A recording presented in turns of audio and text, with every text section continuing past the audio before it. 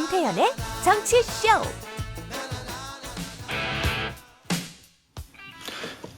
K-팝의 명가 이 SM 엔터테인먼트 여기를 둘러싸고 하이브와 카카오가 인수전을 벌이고 있습니다. 이 복잡한 두 회사의 지분 인수 경쟁 여기에 대한 어떤 경제적인 법적인 문제들 요건 나중에 경제 코너하고 법률 코너에 다루기로 하고 오늘은 SM, 하이브, 카카오 야 이름만 들어도 다 아는 회사들이죠.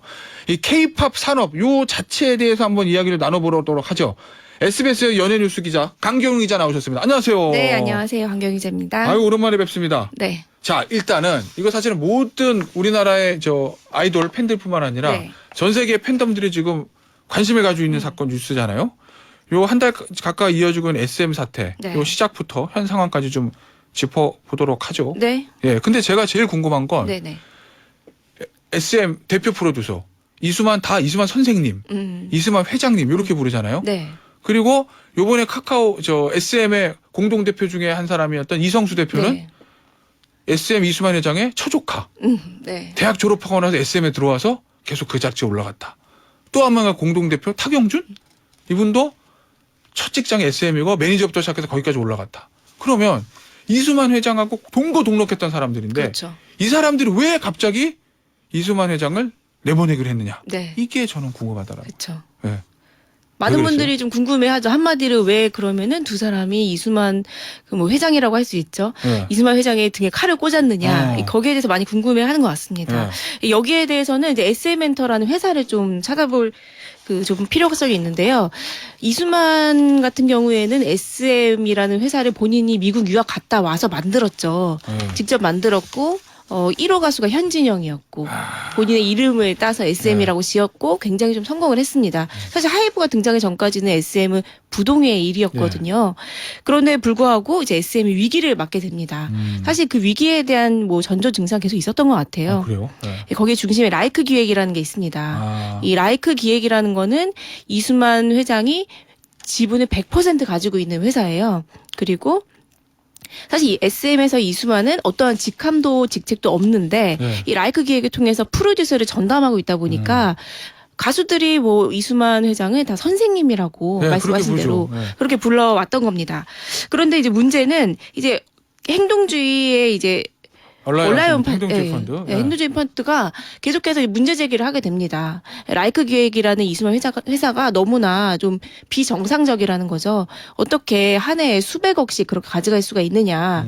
거의 독점 계약이니까요. 네. 그래서 이 부분에 대해서 문제를 계속 삼았고 여기에 대해서 이제 온라인 파트너스에서는 이 두 공동대표 너희도 네. 배임 횡령으로 고소할 수 있다라고 아. 마지막 이제 카드를 던집니다. 네. 그랬더니 이제 두 대표가 마음을 바꾼 것이죠. 바꾼 거구나. 왜냐면 라이크 기획에 이제 거액의 자문료 줄 때 어쨌든 본인들이 대표이사한테 사인한 거니까 그렇죠. 본인들도 같이 횡령 배임에 문제가 생길 수 있으니 말을 갈아탔다 이건데 자 그 이후에 네. SM이 이수만 회장이 본인의 지분을 하이브에 넘긴 거잖아요. 네. 근데 하이브 그리고 현 경영진은 카카오에 유상증을 통해 가지고 카카오에 대한 지분을 좀 줬고 그럼 카카오나 하이브 둘 중에 한 사람이 K-팝 여기 SM의 주인이 되는 거잖아요. 네. 하이브하고 카카오는 SM을 왜 가지려고 그러는 거예요? 뭐 여러 가지 이유가 있지만 네. 서로 이제 좀 다른 부분이 있습니다. 일단 다른 카카오 같은 경우에는 계속해서 뭐 어떻게 보면 상장을 하고 싶은 그런 욕심이 있는 것이고 그런데 하이브- SM을 가지면 그렇죠. 카카오 엔터로 상장을 네. 할 수가 있는 것이고 그리고 또 하이브 같은 경우에는요. 이게 네. 조금 이제 K-팝 산업을 좀 아셔야 되는데 네. 걸그룹 같은 경우에는 사실 국내에서 좀 인기가 많은 편이고 남자 아이돌 같은 경우는 해외 시장을 좀 겨냥한 경우가 많거든요. 네. 뭐 100%는 아니지만요. 근데 지금 이제 우리나라 남자 아이돌에게는 하나의 이제 허들이 있는데 그게 바로 이제 군입대입니다. 지금 하이브에서는 방탄소년단 멤버들이 이제 2명이 군입대를 이제 예정하고 있거나 갔죠. 네. 그렇기 때문에 군백기가 있을 수밖에 없는데 이제 거기에 하이브는 어떻게 보면은 해외 시장에 겨냥한 어떤 좋은 상품이 좀 필요한 상황인 거죠. 뭐 상품이라는 표현이 좀 예, 예. 거북할 수 있겠지만은 이제 K-팝에서는 그렇게 표현이 그렇죠. 되니까요. 근데 SM에는 이제 누가 있냐면 NCT라는 굉장히 아. 좀 거대한 그리고 굉장히 좀 장래가 좀 유망한 그런 예, 그룹이 예. 있습니다. 그렇기 예. 때문에 하이브에서는 당연히 SM을 노릴 수밖에 없고 하이브에서는 지금 SM을 통해서 국내 부동의 1등이 되어서 네. 이걸 통해서 K-팝으로 이제 전 세계 음악 시장을 어느 정도 지분을 먹겠다 예. 이런 굉장히 큰 포부가 있는 것이죠. 근데 지금 저 기사 보니까 SM 직원들이 네. 야 하이브는 안 돼, 카카오는 괜찮아 뭐 이런다는데 그건 왜 그러는 거예요? 그거는 이제 어떻게 보면 SM의 자존심이 걸린 문제이기 때문입니다. 그리고 SM이 말씀드렸다시피 지금 하이브가 등장하기 전까지는 부동의 1등을 20년째 했거든요. 그렇죠. 그랬던 SM이 지금 하이브의 밑에 어떻게 보면 레이블로 들어간다? 네. 그런 거는 어떻게 보면 거기에서 일하는 600명의 직원들을 받아들일 수가 없는 그런 일인 것이고, 또한 어떻게 보면은 이번에 SM 3.0이라고 해서 그 현 경영진이 발표한 내용을 보면은 네. 그게 어떻게 보면 하나의 우리가 정말 지배구조 개선을 통해서 하이브를 뛰어넘자 이런 네. 내용이었거든요. 그러니까 으쌰으쌰 해보자라고 했던 거였는데 지금 한마디로 그냥 그렇게 싸우지 말고 SM 밑으로 가서 우리도 한번 제대로 해봅시다. 그러니까 이런 네. 내용이니까 SM에서는 굉장히 힘 빠지는 내용이죠. 어. 근데 직원들은 반대하고 있어요. 제가 만약에 SM의 팬덤 중에 한 사람이고 네. SM의 에스파의 팬이라면 예. 그런 걱정도 할 것 같아요. 제가 에스파의 팬이라면 야 하이브가 SM을 가져가? 그럼 하이브에서 뉴진스하고 르세라핌이 하이브 소속이죠. 맞죠. 아니 다 알아.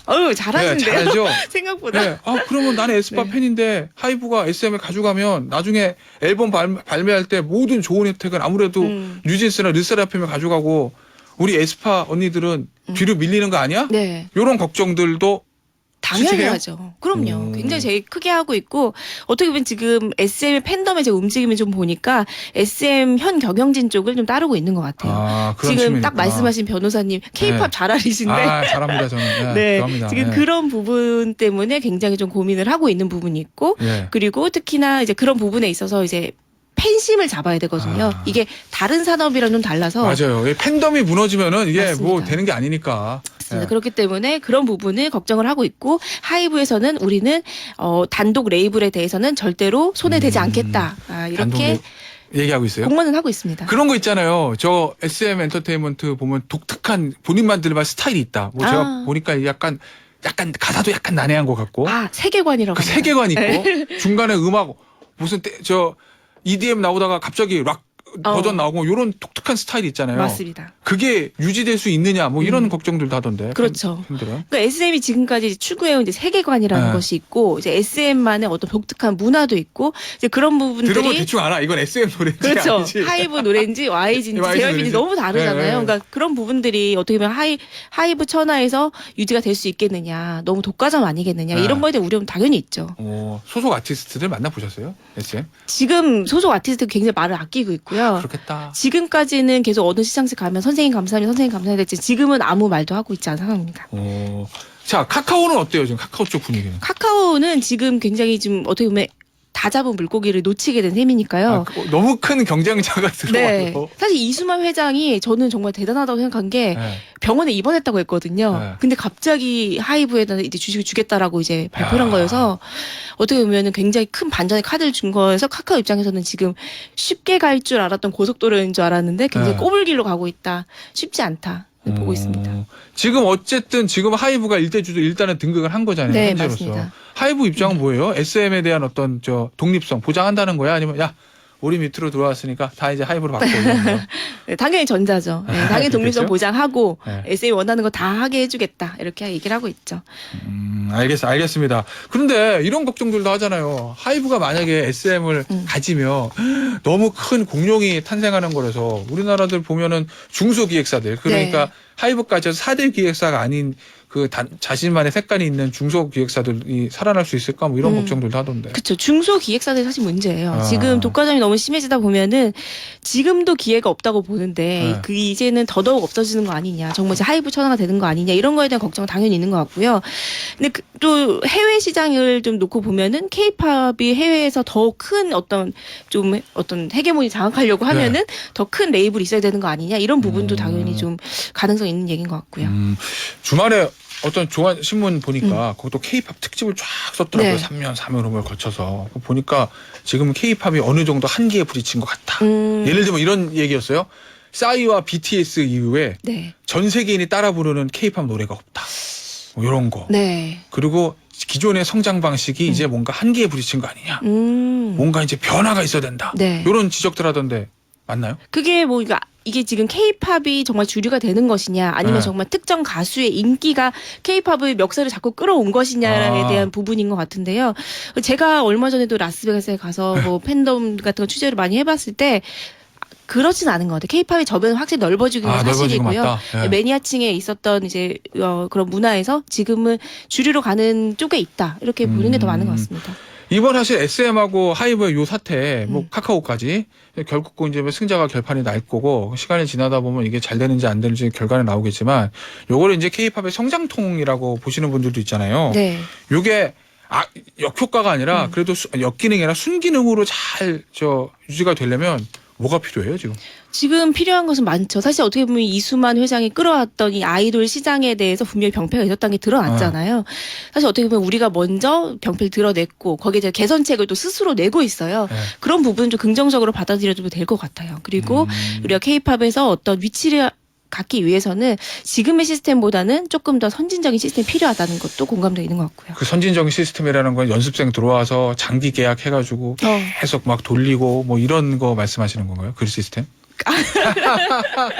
아니죠. 네, 7년이라는 네. 기간이 있죠. 네. 알겠습니다. 자, 오늘 SBS 연예뉴스의 스트롱강 강규영 기자 모시고 SM과 하이브 그리고 카카오로 이어진 요 SM 인수를 둘러싼 쩐의 전쟁 이야기 짚어봤습니다. 강 기자 오늘 나와주셔서 감사합니다. 네, 감사합니다.